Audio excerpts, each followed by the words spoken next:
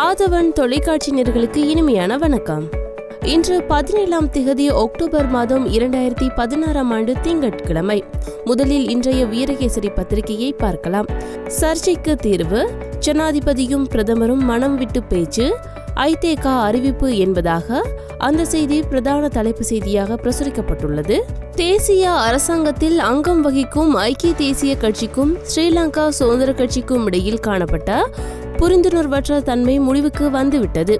ஜனாதிபதியும் பிரதமரும் பேச்சுவார்த்தை நடத்தி தெளிவற்ற விடயங்களை தெளிவுபடுத்திக் கொண்டனர். தற்பொழுது தேசிய அரசாங்கம் மேலும் பலமாகி உள்ளது என்று ஐக்கிய தேசிய கட்சி தெரிவித்திருக்கிறது. ஜனாதிபதியின் கூற்றினால் தேசிய அரசாங்கத்திற்கு எந்த பாதிப்பும் ஏற்படாது.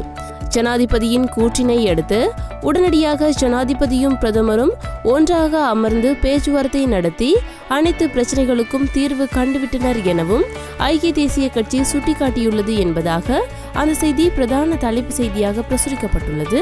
வீரகேசரியின் ஆசிரியர் தலையங்கம் பொறுப்பை உணர்ந்து செயற்படுங்கள் என்கின்ற தலைப்பில் வெளியாகியுள்ளது. 2 பிரதான அரசியல் கட்சிகளான ஸ்ரீலங்கா சுதந்திர கட்சியும் ஐக்கிய தேசிய கட்சியும் இணைந்து அமைத்துள்ள தேசிய நல்லாட்சி அரசாங்கத்திற்குள் தற்பொழுது ஏற்பட்டுள்ளதாக வெளிக்காட்டப்படும் நெருக்கடி நிலைமை காரணமாக நீதி வழங்கும் பொறுப்பு கூறும் விசாரணை பொறிமுறையில் தாமதங்கள் ஏற்பட்டு பாதிக்கப்பட்ட மக்களுக்கு நீதி கிடைக்காத நிலைமை ஏற்பட்டு விடுமோ என்ற அச்சமும் மக்கள் மத்தியில் தோன்றியுள்ளது. குறிப்பாக யுத்த காலத்தில் இடம்பெற்றதாக கூறப்படும் மனித உரிமை மீறல்கள் மற்றும் சர்வதேச மனிதாபிமான சட்ட மீறல்கள் என்பவற்றினால் பாதிக்கப்பட்ட மக்களுக்கு நீதி கிடைக்க வேண்டுமானால் 2 கட்சிகளும் புரிந்துணர்வுடன் செயற்படுவதன் ஊடாகவே அது சாத்தியமாகும். ஆனால் தற்பொழுது தேசிய அரசாங்கத்திற்குள் ஏற்பட்டுள்ளதாக கூறப்படும் நெருக்கடியானது எக்காரணம் கொண்டும் யுத்தத்தினால் பாதிக்கப்பட்ட மக்களின் காயங்களை ஆற்றும் செயற்பாட்டில் தாமதத்தை ஏற்படுத்திவிடக்கூடாது. இதில் அனைத்து தரப்பினரும் பொறுப்புடன் செயற்பட வேண்டியது அவசியமாகும் என்பதாக அதனை வலியுறுத்தி இன்றைய ஆசிரியர் தலையங்கம் பிரசுரிக்கப்பட்டுள்ளது. அடுத்ததாக வீரகேசரியின் மலையக பக்கத்தில் வெளியாகிய செய்தியாக மலையக மக்களின் பிரச்சனைகளை கேட்டறிந்த ஐநா அறிக்கையாளர் என்பதாக அந்த செய்தி பிரசுரிக்கப்பட்டுள்ளது. இலங்கைக்கு விஜயம் மேற்கொண்டுள்ள ஐக்கிய நாடுகள் சபையின் சிறுபான்மையின விவகாரங்களுக்கான அறிக்கையாளர் ரீட்டா ஐசக் தலைமையிலான குழுவினர் நேற்று முன்தினம் கண்டிக்கு விஜயம் செய்து மலையகத்தை சேர்ந்த பல்வேறு சிவில் அமைப்புகளையும் சந்தித்து கருத்துக்களை கேட்டறிந்தார். இதன்போது தோட்ட தொழிலாளர்களின் சமகால நிலவரங்களுக்கு முக்கியத்துவம் கொடுத்து பிரஸ்தாபிக்கப்பட்டு கருத்துக்கள் பரிமாறப்பட்டன. கண்டியை தளமாக கொண்டியங்கும் சமூக அபிவிருத்தி நிறுவனத்தின் தலைமை காரியாலயத்தில் இச்சந்திப்பு இடம்பெற்றது. பேராதனை பல்கலைக்கழகத்தை சேர்ந்த தமிழ் விரிவுரையாளர்கள் பலரும் இதில் கலந்து கொண்டு கருத்து வெளியிட்டனர். மலையக சமூகத்தை பிரதிநிதித்துவப்படுத்தும் ஏனைய இன பிரதிநிதிகளும் கலந்து கொண்டனர் என்பதாக அந்த செய்தி பிரசுரிக்கப்பட்டுள்ளது.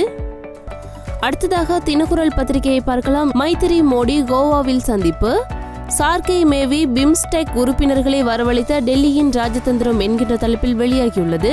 ஜனாதிபதி மைத்திரிபால சிறிசேனவுக்கும் இந்திய பிரதமர் நரேந்திர மோடிக்கும் இடையில் இருதரப்பு சந்திப்பொன்று நேற்று மேற்கிந்திய மாநிலமான கோவாவில் இடம்பெற்றுள்ளது. பிரிக்ஸ் பிம்ஸ்டெக் உச்சி மாநாடு நேற்று 2வது நாளாக கோவாவில் ஆரம்பமாவதற்கு முன் இச்சந்திப்பு இடம்பெற்றிருக்கிறது என்பதாக அந்த செய்தி பிரசுரிக்கப்பட்டுள்ளது. தினக்குரலின் ஆசிரியர் தலையங்கம் நுளம்புக்கு எதிரான போர் விழிப்புணர்வு தொடர்ந்து தேவை என்கின்ற தலைப்பில் வெளியாகியுள்ளது. சகல நுளம்புகளும் உயிருக்கு அச்சுறுத்தலான வியாதிகளை பரப்பாவிடினும் உலகளாவிய ரீதியில் ஆண்டுதோறும் சுமார் 7,25,000 பேரின் மரணத்திற்கு காரணமாக அமைவதாக உலக சுகாதார அமையத்தின் அறிக்கைகள் கூறுகின்றன. நுளம்புகள் மரணத்தை ஏற்படுத்தாவிடினும் காய்ச்சல், வாந்தி மற்றும் நோய் எதிர்ப்பு சக்தியை குறைத்து விடுதல் போன்ற பாதிப்புகளும் ஏற்படுகின்றன. இதனால் நாடுகளின் பொருளாதாரத்திற்கும் பாதிப்பு ஏற்படுகிறது. குறிப்பாக தெற்கு, தென்கிழக்காசிய, ஆப்பிரிக்க நாடுகள் நுளம்புகளால் ஏற்படும் வியாதிகளால் அதிக அளவு பாதிப்புக்குள்ளாகின்றன. நுளம்பினால் டெங்கு, மலேரியா, சிக்கன்குனியா போன்ற கடுமையான பாதிப்புகளை ஏற்படுத்தும் நோய்கள் பரவுகின்றன. மலேரியாவை இலங்கை விரட்டிவிட்டதாயினும் டெங்கு உட்பட நுளம்புகளால் பரவும் நோய்களில் இருந்து நாடு இன்னமும் விடுபடவில்லை. தென்கிழக்காசிய பிராந்தியத்தில் நுளம்பினால் பரவும் இந்த 3 வியாதிகளும் 140 கோடிக்கும் அதிகமான மக்களின் சுகாதாரத்திற்கும் நலன்களுக்கும் அச்சுறுத்தலாக இருப்பதாக உலக சுகாதார அமையத்தின் தெற்கு கிழக்கு ஆசிய பிராந்திய பணிப்பாளர் டாக்டர் பூனம் கீட்ரபால் சிங் அண்மையில் ஊடகம் ஒன்றில் சுட்டிக்காட்டியிருந்தார் என்பதாக அதனை வலியுறுத்தி இன்றைய ஆசிரியர் தலையங்கம் பிரசுரிக்கப்பட்டுள்ளது. அடுத்ததாக சுடரொளி பத்திரிகையை பார்க்கலாம். ஊழல்களை விசாரிக்க சிறப்பு நீதிமன்றம் JVP வலியுறுத்து. மைத்திரியின் அறிவிப்பை பாதுகாப்பு கேடயமாக பயன்படுத்தி சுயாதீன ஆணைக்குழுக்களை பலவீனப்படுத்தி மோசடிகளை மூடிமறைக்க மஹிந்த அணி முயற்சி என்பதாக அந்த செய்தி பிரதான தலைப்பு செய்தியாக பிரசுரிக்கப்பட்டுள்ளது. சுடரொளியின் ஆசிரியர் தலையங்கம் புதிதாக வரப்போவது மிகவும் ஆபத்தான விலங்கு என்கின்ற தலைப்பில் வெளியாகியுள்ளது. கடந்த பல வருடங்களாக தமிழ் மக்களின் வாழ்வில் நெருக்கடிகளை பெரும் அவலங்களை திணித்த பயங்கரவாத தடை சட்டம் எப்போது நம்மை விட்டு அகலும் என்பது பல நாள் கேள்வி. தமிழ் மக்களின் நியாயபூர்வமான கோரிக்கைகளை பலவந்தமான முறையில் மறுப்பதற்காக JR அரசினால் கொண்டுவரப்பட்டு நடைமுறைப்படுத்தப்பட்ட பயங்கரவாத தடை சட்டத்தை அதன் பின்னர் வந்த சிங்கள அரசுகள் எவ்வித தயக்கமுமின்றி பயன்படுத்தின.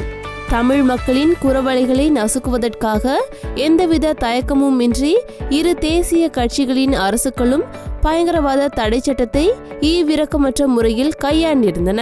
படையினர் தாம் விரும்பியபடி ஒருவரை கைது செய்வதற்கும் அவர்களை தாம் விரும்பியபடி தடுத்து வைத்து சித்திரவதை செய்வதற்கும் உதவிய இந்த சட்டம் எவ்வளவு தூரம் அநீதியானது என சிங்கள அரசுகள் எவையேனும் சிந்திக்கவில்லை என்பதாக அதனை வலியுறுத்தி இன்றைய ஆசிரியர் தலையங்கம் பிரசுரிக்கப்பட்டுள்ளது. அடுத்ததாக உதயன் பத்திரிகையை பார்க்கலாம். அதிகார பகிர்வின் விவரங்கள் விரைவில் கூட்டமைப்பு தெரிவிப்பு என்பதாக அந்த செய்தி பிரதான தலைப்பு செய்தியாக பிரசுரிக்கப்பட்டுள்ளது. அடுத்ததாக வலம்புரி பத்திரிகையை பார்க்கலாம். ராஜபக்ஷவினரின் ஆட்சி தொடர்ந்திருந்தால் மஹிந்தவை மக்கள் அடித்தே கொன்றிருப்பர், இப்படி தெரிவித்தார் நீதியமைச்சர் விஜயதாச என்பதாக அந்த செய்தி பிரதான தலைப்பு செய்தியாக பிரசுரிக்கப்பட்டுள்ளது. அடுத்ததாக சிங்கள பத்திரிகையான லங்காதீப பத்திரிகையை பார்க்கலாம். ஐநா ஒன்றியத்தின் GSP+ வரி சலுகைகளை மீள பெற்றுக்கொள்வதற்கான பேச்சுவார்த்தைக்காக பிரதமர் ரணில் விக்ரமசிங்க பிரசல்ஸ் நகரிற்கு விஜயம் செய்துள்ளார் என்பதாக அந்த செய்தி பிரசுரிக்கப்பட்டுள்ளது.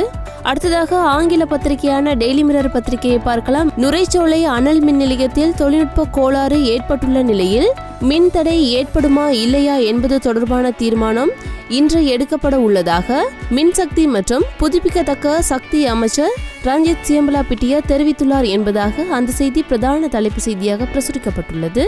அடுத்ததாக வீரகேசரியின் உலக செய்திகள் பக்கத்தில் வெளியாகிய செய்தியாக ஜனாதிபதி தேர்தல் பிரசார விவாதத்திற்கு முன்னர் ஹிலாரிக்கு ஊக்க மருந்து பரிசோதனை தேவை, டொனால்ட் ட்ரம்ப் வலியுறுத்தல் என்பதாக அந்த செய்தி வெளியாகியுள்ளது. அமெரிக்க ஜனநாயக கட்சியின் ஜனாதிபதி வேட்பாளர் ஹிலாரி கிளின்டன் தமது பிந்திய தேர்தல் பிரசார விவாதத்தின் போது செயல் ஊக்கமருந்து மருந்துகளை உட்கொண்டு வந்துள்ளதாகவும் அதனால் அடுத்த கட்ட விவாதத்தின் போது அவர் அத்தகைய மருந்துகளை உபயோகித்துள்ளாரா என பரிசோதிக்க வேண்டும் எனவும் குடியரசுக் கட்சியை சேர்ந்த அவரது போட்டி வேட்பாளரான டொனால்ட் ட்ரம்ப் தெரிவித்துள்ளார். அவர் மேற்படி குற்றச்சாட்டுவதற்கான ஆதாரங்கள் எதனையும் முன்வைக்கவில்லை என்பதும் குறிப்பிடத்தக்கது என்பதாக அந்த செய்தி வெளியாகியுள்ளது. அடுத்ததாக வீரகேசரியின் இந்திய செய்திகள் பக்கத்தில் வெளியாகிய செய்தியாக வாரணாசியில் கூட்ட நெரிசலில் சிக்கி 24 பேர் பலி என்பதாக அந்த செய்தி பிரசுரிக்கப்பட்டுள்ளது. உத்தரப்பிரதேசம் வாரணாசியில் கூட்ட நெரிசலில் சிக்கி 24 பேர் உயிரிழந்ததை தொடர்ந்து போலீஸ் உயர் அதிகாரிகள் 5 பேர் பணியிடை நீக்கம் செய்யப்பட்டுள்ளனர். பாபாஜி குருதேவின் கூட்டத்தில் பங்கேற்பதற்காக ஆயிரக்கணக்கான பக்தர்கள் நேற்று முன்தினம் சனிக்கிழமை பகல் கங்கை நதிக்கரையில் அமைந்துள்ள டோம்ரி கிராமத்திற்கு சென்று கொண்டிருந்தனர்.